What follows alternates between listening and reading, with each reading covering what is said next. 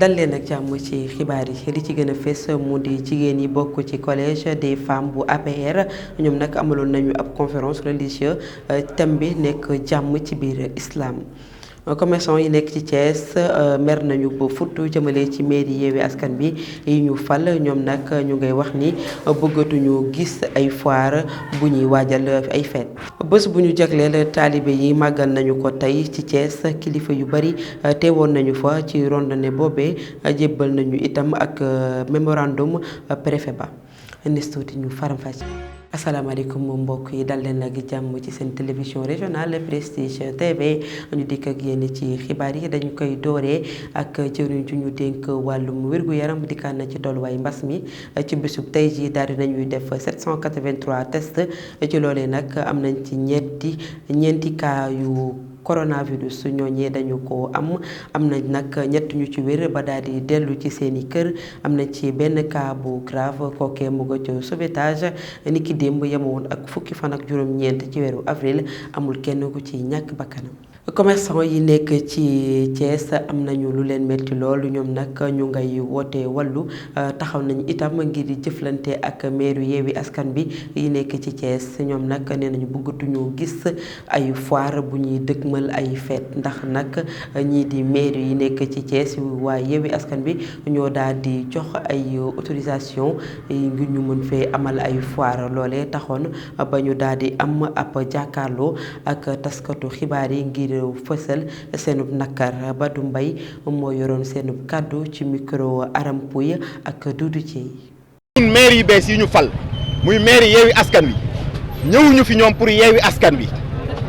dañu fi ñëw juste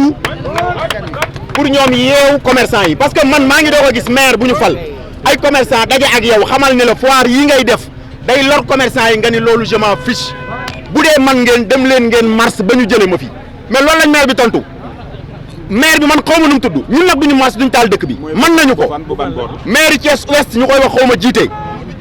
ñun duñu Mamadou jiite ñun duñu taal dëkk bi parce que ay responsable lañ mën nañu ko mais duñ ko def parce que moom du responsable su fekkoon responsable la du jàkkaarloog ay commerçant naan leen dem leen ngeen mars ngir ñu jëlee ma fi buñ ko fi jëlee moom na fexe ña ko fal ñu jëlee ko fi ñoom ña ko fa teg ñuy interpeller aussi waa Yewwi Askan Wi ak leur capitaine Ousmane Sonko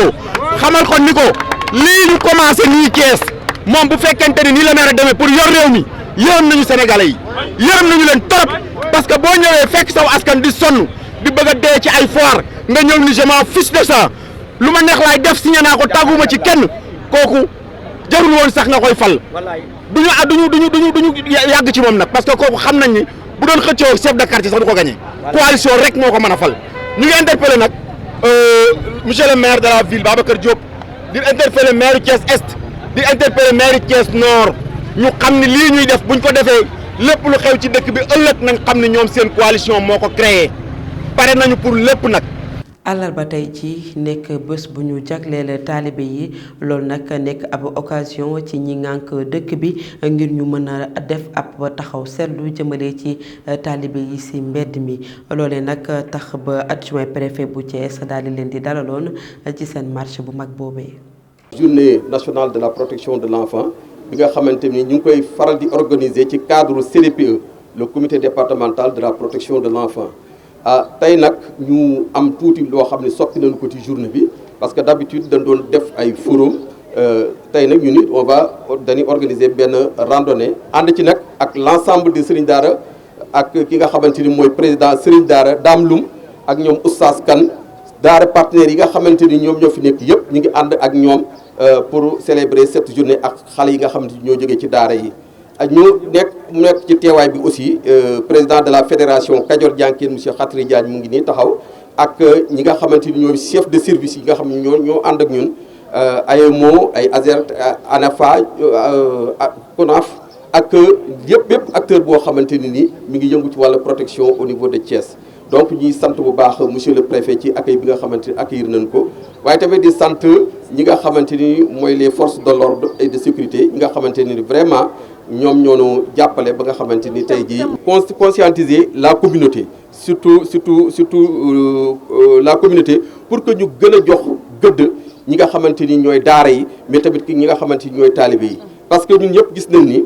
daara yi vraiment conditions yi ni nekkee nekk na conditions yu metti suñu ko comparé ak ñeneen yi nga xam ne doon nekk ci yeneen i anam donc loolu moo waral ñoom ñuy dikk tey pour wax seen bëgg-bëgg ci li nga xamante ni yaakaar na ni kat bu ñu koy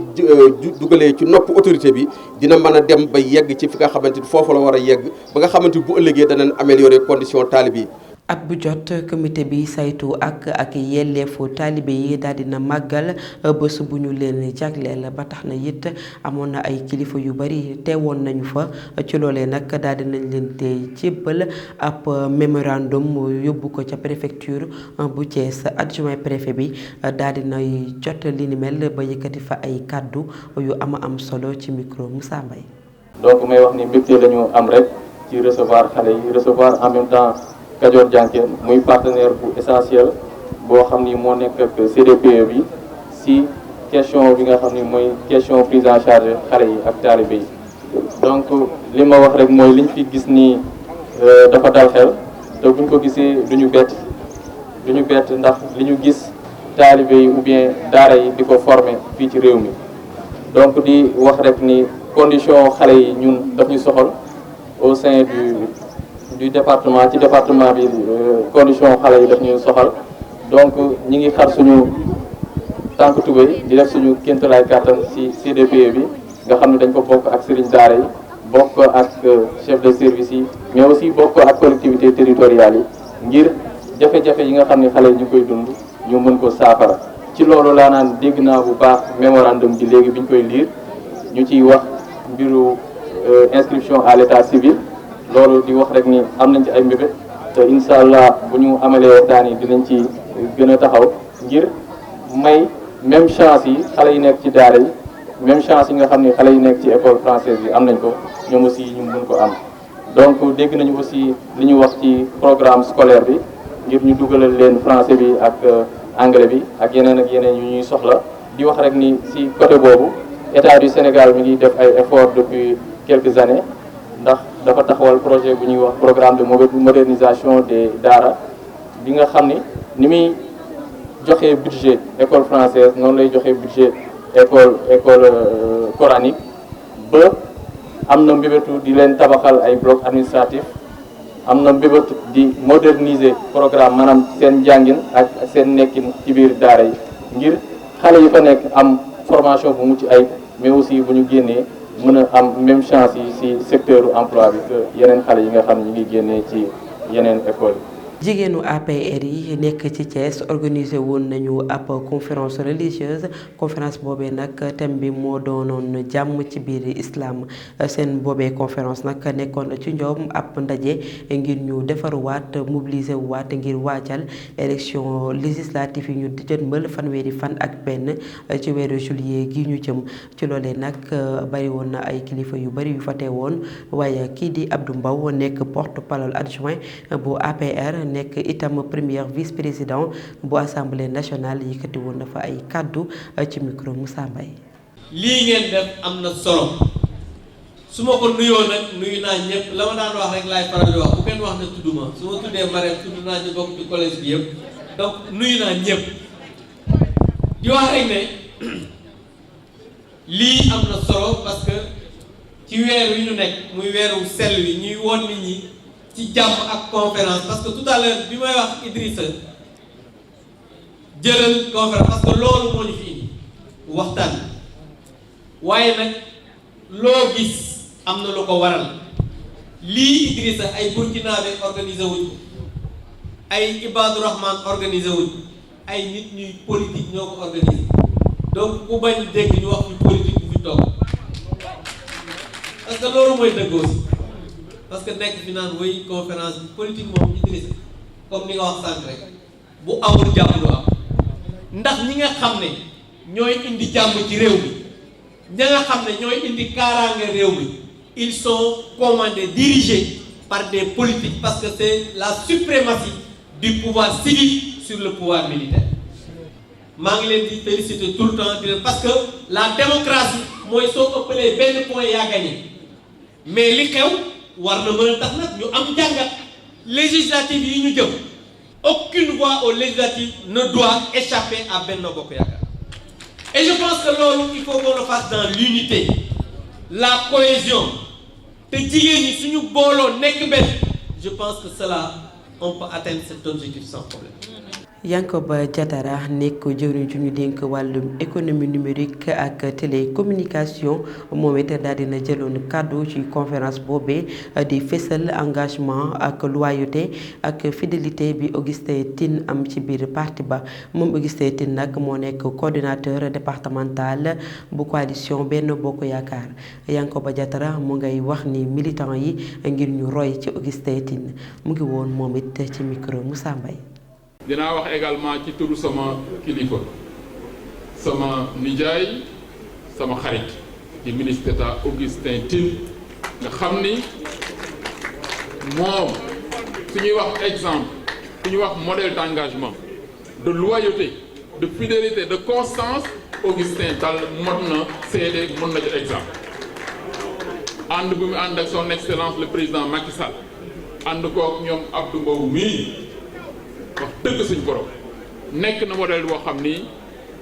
fuñ ko tuddee nit ñi siggi fuñ ko tuddee waa Thiès siggi waa Thiès am sant te loolu ci àndam bu rafet mais également ci doxalinu jàmm comportement jàmm comportement sedd mais également mën a boot ñëpp mën a njaboote ñëpp koo koy Augustin Tine kon defe naa ni Adja su ngeen ko tuddee bis bi defe naa ni am ngeen exemple am ngeen modèle am ngeen koo xam ni su ngeen ko tuddee ñëpp ànd ci ba tax na man Abdou defal na ma honneur bu mag honorable député pour ma yëkkati kàddu ci turam ma sawar ci nag sant ci suñu borom bu baax ndax Augustin sama nijaayu deret moom mu xam ko nag jàpp ma def ma njaboot ba tax na kon man dama naan ñoom Abdou souvent avant sax retrouvailles yi di am entre le président Idrissa Seck ak président Macky Sall ñun njaboot yi nekkoon nañu benn te loolu lépp ci ñoom seen comportement bu rafet mais également nekk nañ Thiès nekk fi nekkin bu rafet ba tax na Adja li ma la doon ñaan incha allahu rabbi yàlla nañ fi yàlla bàyyi ba déwén ñuy defaat conférence bu mel nii boobu nag nañ ko tuddee collège des femmes de la coalition Benno Bokk Yaakaar nga xam ni yow ak sa mbokk yu baax yii nga xam ni ñoom tamit ni ñu ànd ak président Idrissa Seck yéen tamit noonu ngeen ànd ak président Macky Sall ngeen bokk ay valeurs bokk ay jikko ci constance ci engagement ci loyauté ak fidélité ngeen ànd ko def ko benn muy conférence des femmes de la coalition Benno Bokk Yaakaar nga xam ni waa réew mi duñ ànd ak man waa APR ñooy ñëw ànd ak man Abdou Mbow waa réew mi ñoo koy gunge yaayam yi ànd ak moom Augustin ñun ñëpp ñu ànd nekk ci ginnaaw suñ ko defee yàlla def jàpp. Marème Diop Sylla nekk njiitu jigéenu APR di nekk ci Thiès moom nag rafetlu na loolu teewaayu jigéen ña te biir conférence ba waaye it di fésal contentement wam waaye it di dikk njiitu réew mi Macky Sall ni dinañu ko amal ndam ci élection législative yu ñu jëm soxna Marème Diop Sylla ci micro Moussa Mbaye. tey nag collège des femmes moo woote ci weeru kooru sell bi conférence thème bi mooy la paix dans l'islam maanaam jàmm ndaxte kat yaakaar naa ne su jàmm amul dara du baax may jël nuyoo collège bi yépp di ko teg ci loxo ministre d'État Augustin Tine mu tegal ñu ko ci loxo président de la République monsieur Macky Sall président Benno Bokk Yaakaar ñuy nuyu suñu première dame bu ñaawul bi madame Marième Faye Sall di ko nuyu bu baax di ko bégee saa su nekk tey nag dañu leen di gërëm di leen sant ndax ñëpp xam nañ ni jot amul mais ngeen bàyyi seen yitte yëpp ñëw uy si collège des femmes ñu ngi leen di gërëm di leen sant di ñaan yàlla suñu président de la république monsieur Macky Sall yal na ko yàlla may ndam élection locale yi élection législative yi ñu jëm yàlla na ko ci yàlla defal ndam fii Thiès nag président Idrissa Seck jox nañ ko wàccuwaayam boobu mat sëkk ministre Yankoba Diatara jàpp na ci bis bi docteur Pape Amadou Ndiaye moo jëkk a jàpp ci bis bi yónnee une forte délégation dafa am dëj mais mi ngi ñëw donc daal gërëm nañu ñëpp sant nañu ñëpp di ñaanal nag président de la république monsieur Macky Sall li mu bëgg yàlla na ko yàlla defal yokk ko ba mu yokku ba mu kawe ba yóbbu Sénégal fa mu ko bëgg a yóbbu maa ngi gërëm ñëpp di sant ñëpp.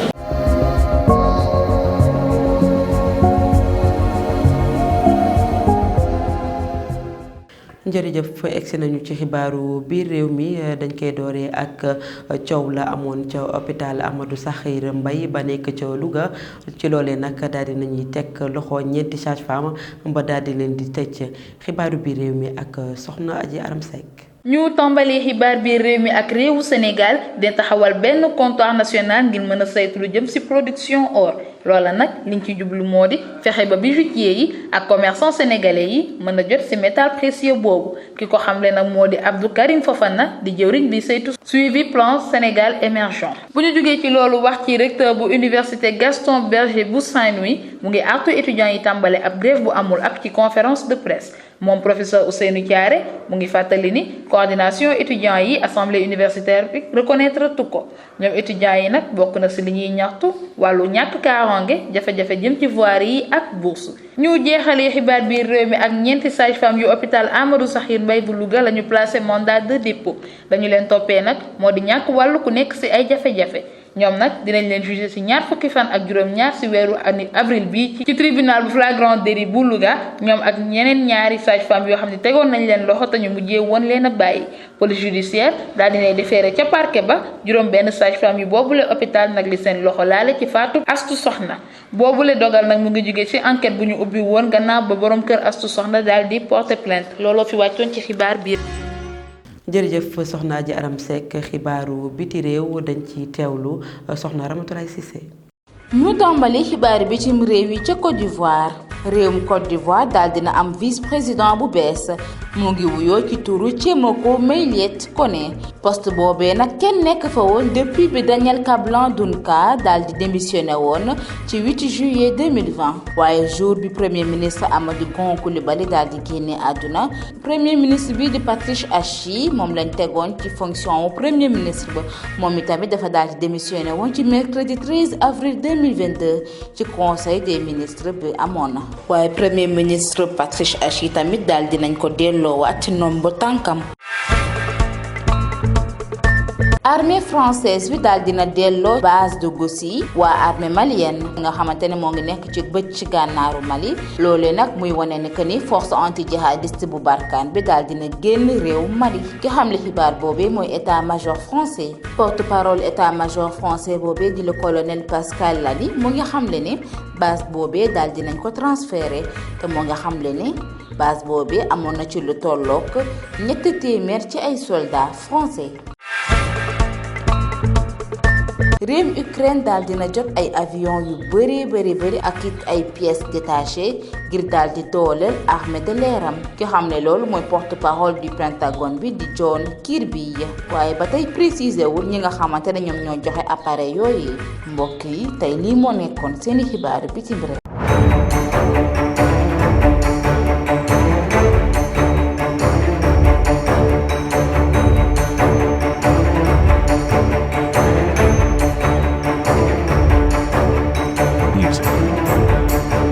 jërëjëf soxna Ramatoulaye Cissé xibaaru tàggat yaram lañu koy jeexale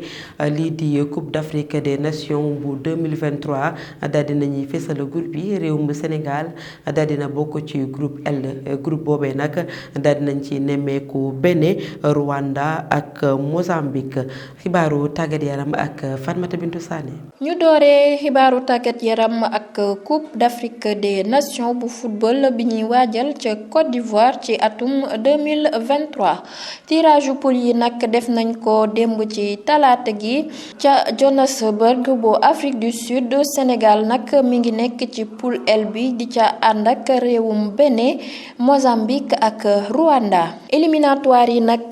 dinañ ko doora weer yi ñuy dëgmal fanweeri fan ci weeru mai ñu jàpp rek ni poule bu nekk ñaar ñiy raw ñooy génn ba mu des poule bi Côte d'Ivoire nekk li ko waral nag mooy Côte d'Ivoire mooy dalal pom yi te moom day qualifié d'office. ñu wax ci salaat yu ñuy def ci stade yi nekk ci dëkk yi kii di ministre Matar Ba nag gannaaw bi mu doon àddu ci CRD bi ñu doon amal jëmale ko ci ñaar fukkeelu ak ñaar phase finale drapeau njiital réew mi ci làmb nee na dinañu door yeesal yooyu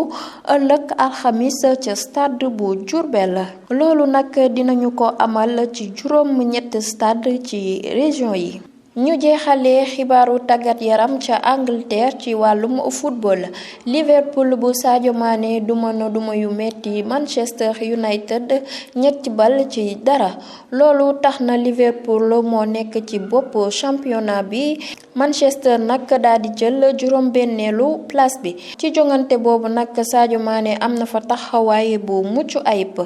jox na Mohamed Salah mu dugal wante moom it dugal na but. Sadio Mané nag taxaw na taxawaayu jël ballon d'or bu France Football. jërëjëf mbokk yi loolu lañ leen indiloon ci ay xibaar waaye it mën ngeen wéy di seetaan suñuy xibaar ci www.prestigethies.com ngeen di am jàmm ñuy am jàmm suñu réew am jàmm jërë ngeen jëf.